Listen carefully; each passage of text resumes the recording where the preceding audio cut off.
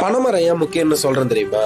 குருத்து சீவி கல் எடுப்போம், சுண்ணாம்பு தடவி பதனி எடுப்போம், பதனியை காய்ச்சி கருப்பட்டி எடுப்போம், கருப்பட்டியை நொறுக்கி நாட்டு சர்க்கரை எடுப்போம், காஞ்ச வாழையை வச்சு கூரை கட்டுவோம், வேலி கட்டுவோம், பச்சை வாழையை வச்சு விசிறி மட்டை செய்வோம், பச்சை மொளையை பதப்படுத்தி ஓலைச்சுவடி செய்வோம், பச்சை மட்டையை வச்சு கார்த்தி சுத்துவோம், காஞ்ச கூக்கான வச்சு கார்த்தி கட்டுவோம், காஞ்ச மட்டையை வச்சு விறகரிப்போம், கோடை காலம் வந்தா நொங்கு திம்போம், முத்தன நொங்க பனம்பழத்துக்கு விட்டுருவோம், விழுந்த பனம்பழத்தை சுட்டு சாப்பிடுவோம், மீந்த பனம்பழத்தை கிழங்குக்கு போடுவோம், தோண்டன கிழங்கு அவிச்சு சாப்பிடுவோம், அடுக்கண கிழங்குல கொட்டையை உடைச்சு சாப்பிடுவோம், நீந்த கிழங்கு அடுத்த தலைமுறைக்கு ஒரு பனங்கண்ண நட்டுட்டு போயிட்டே இருப்போம். விழுந்த மரத்தை தலவாளத்துல பொலந்து கட்டுவோம், எழுந்த மரத்தை விளக்கேத்தி கும்பிடுவோம், வளர்ந்த மரத்தை தாய் தெய்வமா வணங்கின கூட்டண்டாயினாங்க. படகு கூட பனைமரத்திலேயே செஞ்சவங்கடா நாங்க. சேர மன்னர் குடிச்சின்னமா பனைமரம் தான் இருந்திருக்கு. பனம் பூவை பல மன்னர்கள் தன்னுடைய கழுத்துல மாலையா போட்டு வந்திருக்காங்க. இதெல்லாம் தாண்டி கடும் வறட்சியை தாங்கி தானும் வாழ்ந்து தன் மக்களையும் வாழ வைக்கிற தமிழருடைய தலைமரம். அது மட்டும் இல்லாம பல கோயில்களுக்கு இன்னமும் பனைமரம் தான் தலைமரமா இருக்கு. இவ்வளவு தாண்டி பனையபுரம், பனஞ்சேரி, பனந்தோப்பு இது போல ஊர் பேரையும் பனையோட சேர்த்து வச்சிருக்காங்கன்னா